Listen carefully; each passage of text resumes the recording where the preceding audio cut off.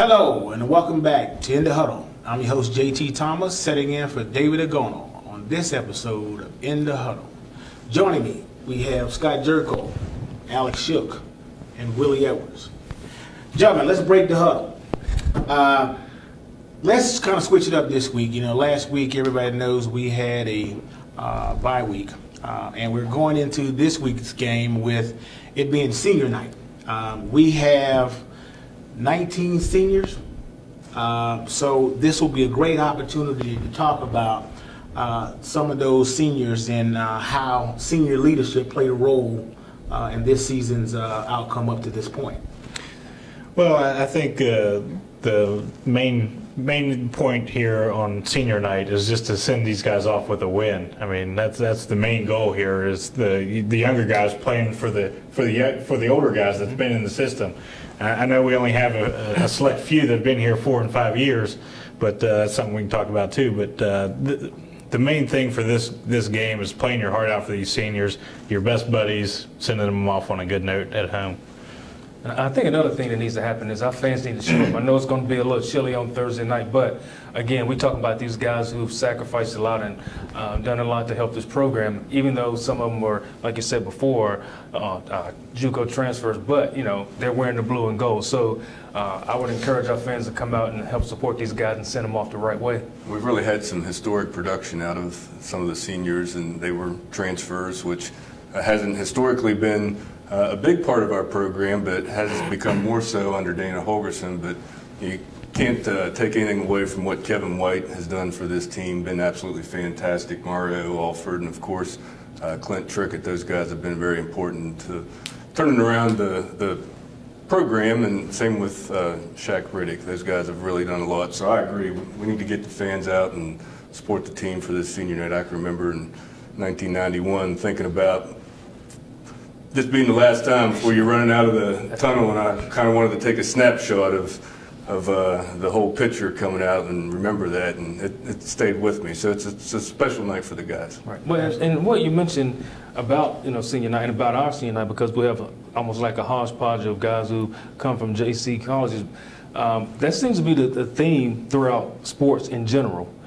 Players not staying at one place a very long time. It happens in basketball. We've seen it happen with our basketball team. It's happening all across the country. And for people that watch West Virginia sports, they think it's just West Virginia sports that it's happening to, but it's across the board. You check out any college and you look at their roster, and you'll see JUCO transfers up and down the roster. So it's not something that's systematic to West Virginia. It's just something that's happening in sports today. Hey, guys, it is. I want to try to find a way to get across to our fans how important it is for guys who are transferred to come into a program and find their way. And the positive in this is that our guys who have come in and transferred, a lot of them have been great leaders on our program. And I sit back and I think to myself what that transition would have been like. If you would, could you kind of talk about in regard to leadership, and if you had engaged with transfers during your time, how they would be accepted in the program, and if they had an opportunity for leadership, how do they go about becoming a leader? Well, the first thing, we have a motto: once a Mountaineer, always a Mountaineer. So once somebody came into the program, it was almost like they were treated as family. So, I mean, obviously you want to win, and they don't understand what playing for West Virginia means to the state of West Virginia at the beginning. These the people that have been around these JUCO transfers, they start to understand it just from being around the other players that have been here, and it takes hold of them really quickly, because it is seen by everybody. Everywhere they go, they get stopped and asked about how's practice or how'd the game go, or, well, they know how the game went, but just ask them how they felt about it. It's a special time. I think a lot of those guys are a little bit older coming in as well, a little bit more mature. Maybe have been at a junior college. You could probably talk about this. Might not have all the amenities that we have at WVU. Realize how nice it is when you step into that kind of program. They really appreciate it, really want to be there. But in terms of being leaders, it all starts with performance and being a teammate, being a good guy in the locker room. And we've certainly had a number of them, including You can probably talk about it more than I certainly can. I certainly can. Well, I know when I was at WVU, we had a couple of guys that transferred from Pitt, A.B. Brown and Eugene Napoleon. They weren't JUCO transfers, but they did transfer from another school. So, I had a chance, and A.B. was my roommate, and A.B. went on to play in the NFL, and he was one of the top running backs that ever came through WVU. So, and Eugene Napoleon as well. You had two top. I guarantee if they'd had stars back then, both of those guys have been 5-star guys. And both of those guys came and played on the same team. And you were thinking, wait a minute, why would I transfer with another guy who's a 5-star?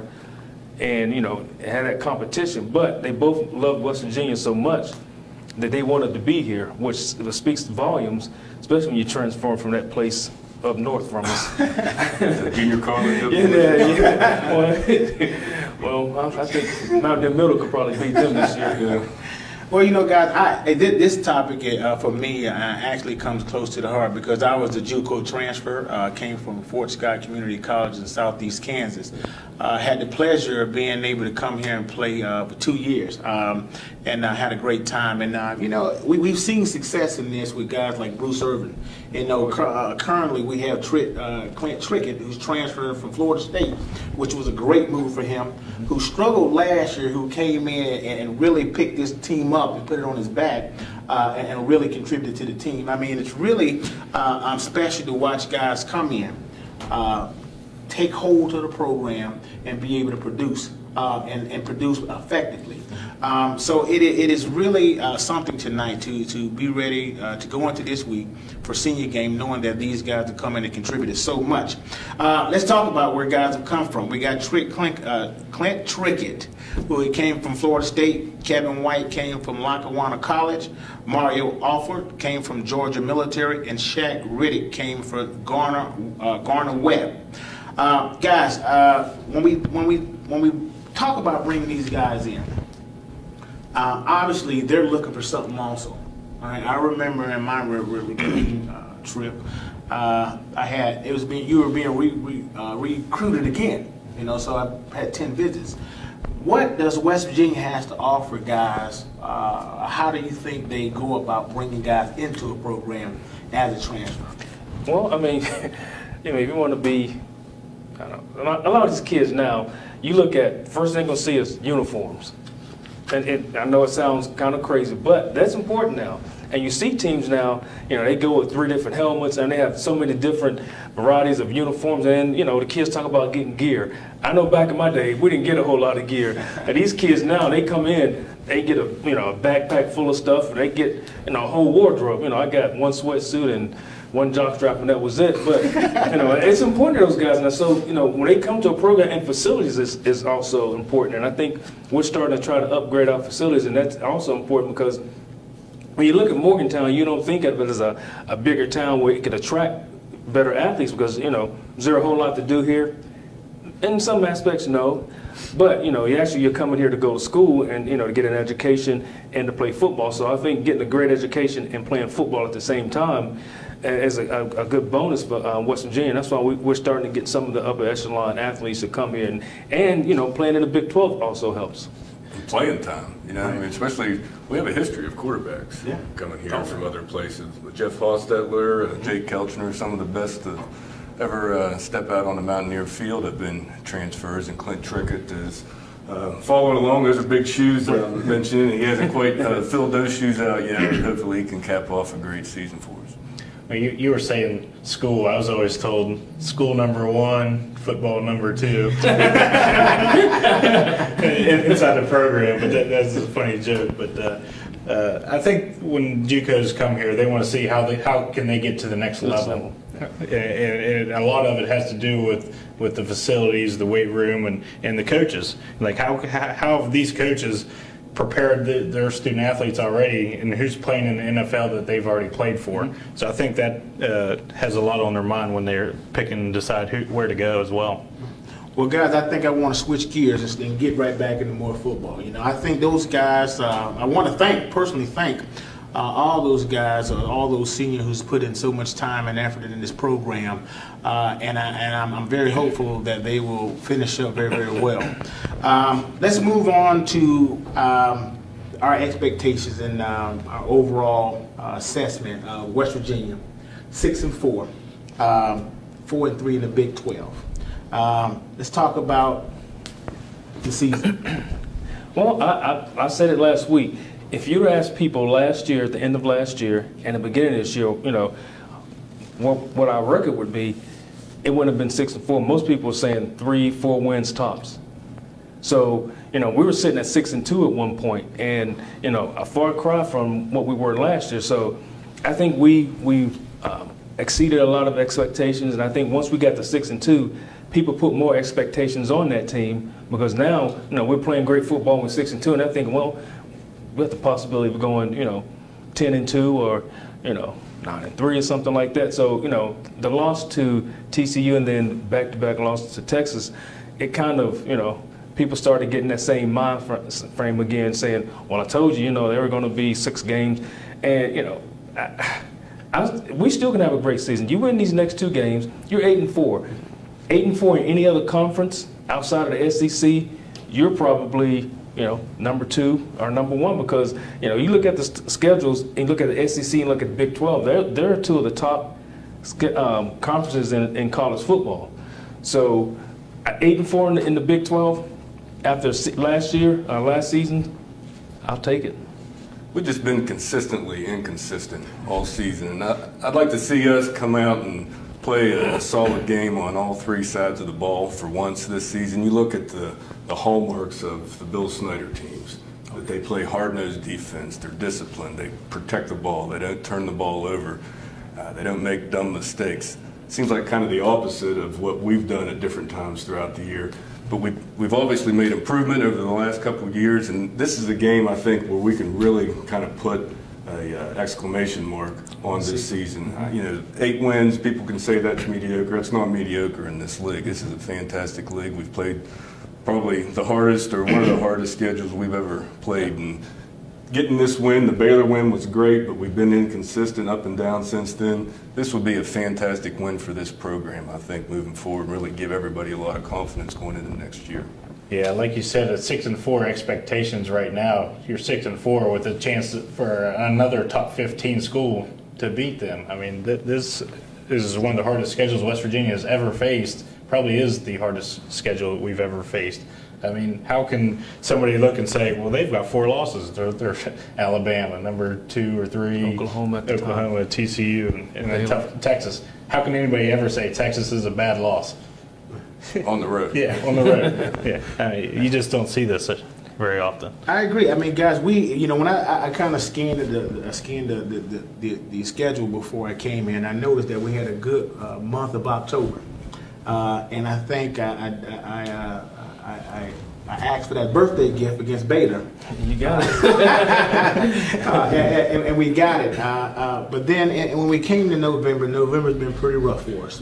And we have, as you just mentioned, we do have an opportunity to kind of square that up and finish up really strong. And I suspect that our fans will come out this weekend and get behind our team and really give us the energy we need to propel us over this hill.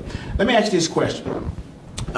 If someone were to ask you these 3 things about the program, did the Mountaineers meet expectations, did not meet expectations, or exceeded expectations? What would you say? I would say exceeded. And why?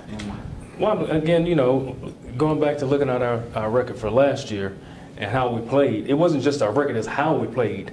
You know, first thing that came to mind was our defense. I mean, it was not to speak of last year, but this year, these guys have played fantastic football. I mean, they kept us in almost every game we played in.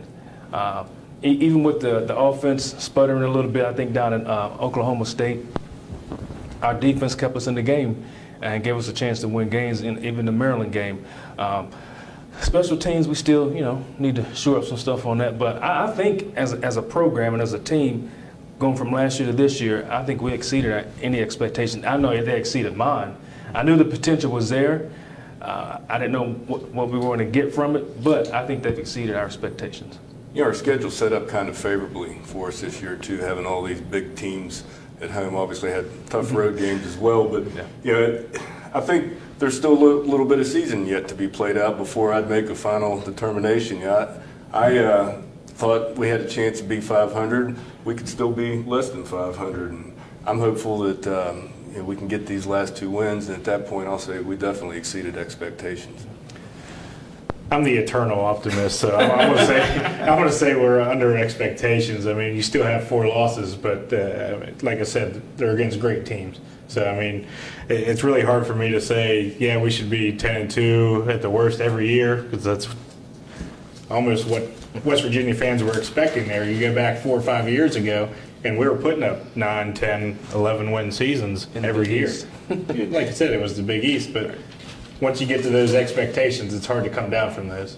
Right. Well, guys, when I evaluate this, I kind of look at it from this perspective. In terms of coming into this season, we had a quarterback who didn't know the season last year. We had some pieces changing around in the defense. We certainly had, we didn't know where we were going to be at in terms of special teams. And every game, we kind of mapped it out in terms of all the shows we had. We lined it out in terms of what we thought was going to happen. They kind of played out with the exception of the Texas game. All right, those key games we said we needed to win, and Maryland was one. Us playing well against Alabama at the start of the season, we said that needed to happen. These things started to happen, and this team got progressively better and better throughout the season. So for me, I would say that they certainly exceeded my expectation, and there seems to be a lot of promise, in my opinion, in regard to next year.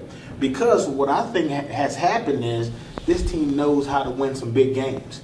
You know, last year we could not find us a game to win. But this year I thought we did a better job of finding a way to win big games and playing well. So that will energize the guys for next season. Good, great deal. So guys, so how far are we from winning the Big 12 championship? And that's a big question. I think we're a ways down the road still. I mean, we don't have the depth yet, I think, to go 10, 11 wins deep into a Big 12 schedule. We don't have the proven quarterback coming back next year. You know, that's going to be a big concern. We're losing all of that production out of Kevin White, Mario Alford, Trickett, Dreamius gone too. Yep. I mean, you know, we're going to be seeing a whole lot more new faces again next year. So I think it's a ways off on the horizon looking at this realistically. I want to make sure we compete for that upper level of the Big 12, but I don't see us realistically being a contender next year. I'm going to disagree with you. I mean, look at TCU.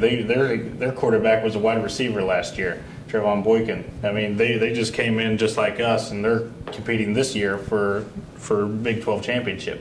A few bounces here and there with the football, and we're still in the hunt. I mean, we should have beat TCU, and then we should have lost to Texas and Oklahoma. But I mean, still 2 losses is still at this pace right now is Big 12 championship caliber. And then you got William Crest coming in next year, Skylar Howard, Skylar Howard, and then you just never know. That's why they play the game. Well, the good thing I think was going to happen with us next year is our offense. I think our whole offensive line is back next year, except for Quentin Spain, if I'm not mistaken. And we have Smallwood is back, Russell is back. So, you know, to help that quarterback out, whoever's going to bid, I'm thinking along the same lines as you, is going to be William Crest, that if you can turn around and hand the ball off and we can run the ball effectively, that'll take a lot of pressure off whoever the quarterback's going to be next year. So I think that's going to help us out. And our defense, I think they're going to hopefully play lights out next year. We're not losing a whole lot of guys on defense. And we've seen that defense since game 1 get better and better and better and better. So with a good defense and a great offensive line and some good running backs, that'll help us next year. And I agree with you, Scott. I think we can compete for Big 12 championship next year. If we get some breaks, we've got to have those. And what you were talking about, Alex, and a lot of people don't realize that, is that when you play a tough schedule like that, you got to have depth. And we played in the Big East.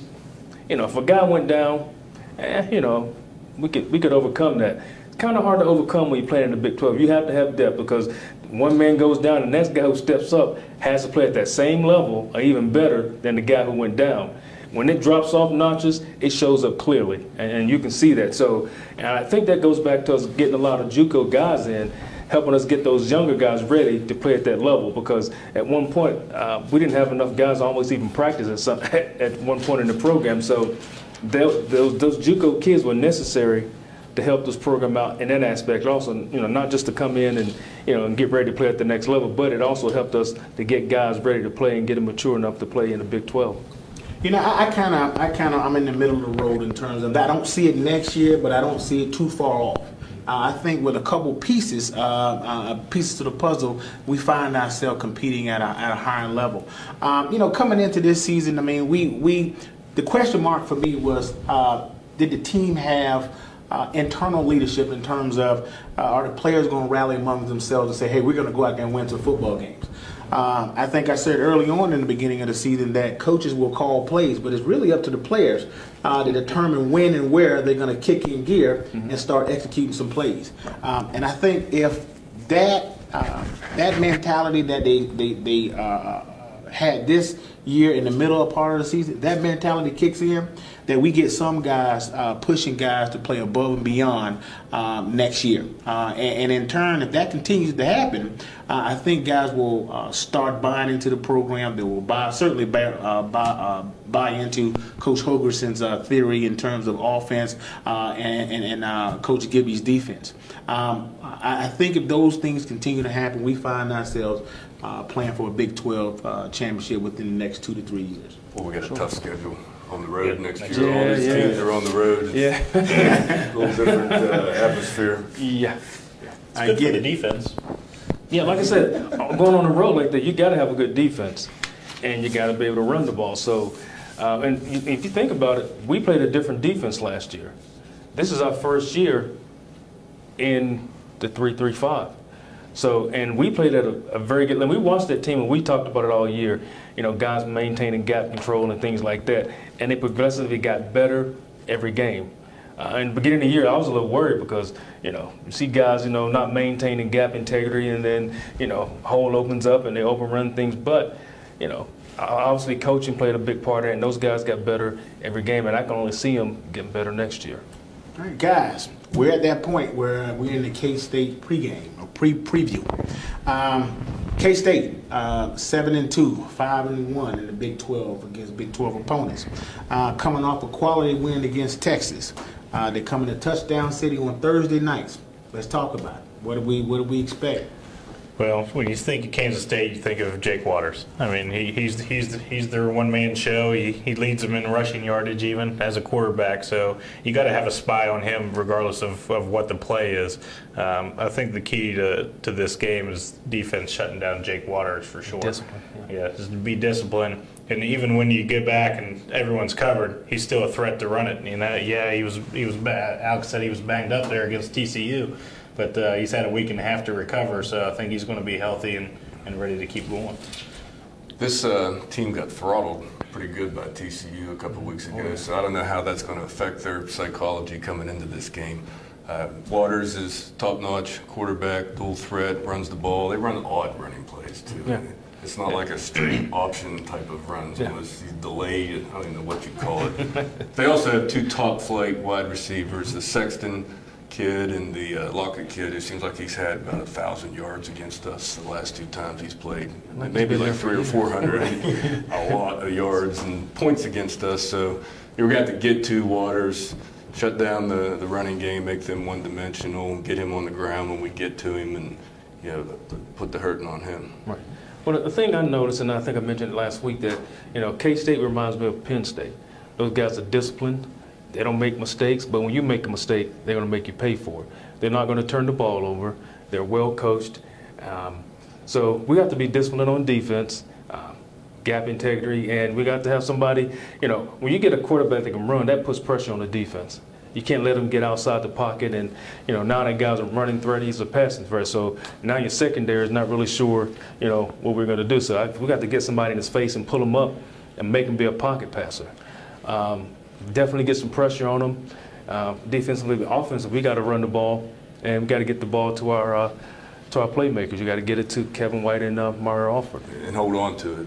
One of the things Kansas State doesn't do is turn the ball over. I think they've had 8 turnovers in 9 games, and we've had maybe 16 or 18 in that same period of time. So we're going to have to hold on to the ball and not give them any easy, cheap opportunities. Yeah, I think our defensive ends are crucial to this game to keep him inside of the pocket. Even, you know, when it's not even him, I think we still got to have our defensive end coming out in there, laying a good lick on him if he does have the ball. But like you said, Lockett, I think he's dangerous even on the punt return. I think he's punt returner as well, averaging like 100 yards a game this year, receiving yards anyway. So I think controlling him on the punt and kickoff is also going to be key. You know, one big thing that I noticed, you know, Coach Bill Snyder, in fact, I was recruited by Kansas State. I went to JUCO in Kansas. I was recruited by Kansas State, and Coach Bill Snyder was still out there in 1992. He's an old school guy. I mean, you mentioned his awkward play style. I mean, he's doing some of that old school stuff. You know, they just giving guys the ball and playing football. You know, with a little mix of throwing the ball down the field here and there. You know, that's going to be, in my opinion, I think it's going to be more of a defensive game. Whoever plays well on defense will probably do very well doing this game. So I suspect our guys will come up and show up at senior night. I suspect we'll come up and play well. Quickly, guys, we'll keep it moving. Give me a key to success for offense, Will. Got to protect the quarterback. Got to keep him clean. The last couple of games, he's been hit a few times and haven't been able to settle his feet and go through his progression as far as his read. So we got to protect the quarterback and, you know, like Alex said earlier, can't turn the ball over. Yeah, and get that running game going a little bit, take the pressure off of Clint so that they're not able to pin their ears back and, you know, bring a lot of blitzes on him. We get Russell Shell, Dreamius. Dreamius is a Kansas guy, right? He comes here from Wichita, so he played well the last game, probably our best player against Texas. So, you know, get those guys going, take some of the pressure off of Clint and protect the football. I think this game, I mean, it's going to be cold. It's going to be really cold, and I think the key to this game is physicality. I think we need to come out and lay some wood to people. I mean, I think you set the mind right, get rowdy, and get everybody pumping. Right, it's a Thursday night game, man. You know, games under the light in the mountain field, they're special. So, and especially during the week, you know, we don't get a whole lot of. We get one game a year. I think we play maybe at home at night. So night games are special in Morgantown. So again, I would encourage all the fans to come out and let's send these seniors off and in grand fashion. And I would agree in terms of offensive success for us is being able to get the ball moving. I said several weeks ago that I thought Dreamius Smith was ready to play. I think we should have probably given the ball a lot more. And hopefully we'll go into this weekend giving the ball to the right guy. But let me jump quickly into and getting a defense, and we'll go reverse a defensive key to success for this game. Like I said, I think the defensive key is containing Jake Waters. I think our edge guys need to keep containment, and I think if we can keep him inside the pocket and controlled in the middle of the defense, I think that's the key to victory.